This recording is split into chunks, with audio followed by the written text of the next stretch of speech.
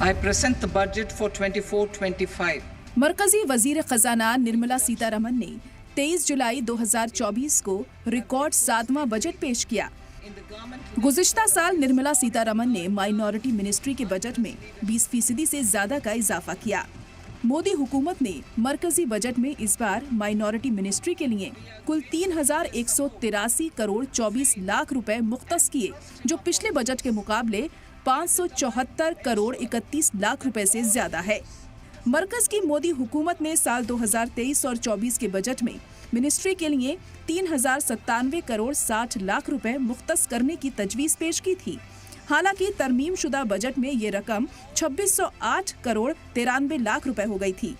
मनमोहन हुकूमत के मुकाबले में मोदी हुकूमत में माइनॉरिटी मिनिस्ट्री का बजट बढ़ा है, लेकिन जिस तरह से मोदी हुकूमत 2014 में आने के बाद अक़लियत समाज पर मेहरबान नजर आ रही थी, उसमें काफी कमी आई है।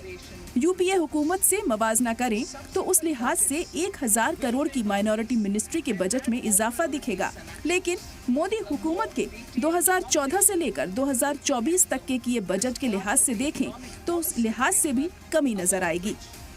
2014 से 2024 तक मोदी हुकूमत में माइनॉरिटी समाज को कितना बजट मिला, ये भी जानना जरूरी है।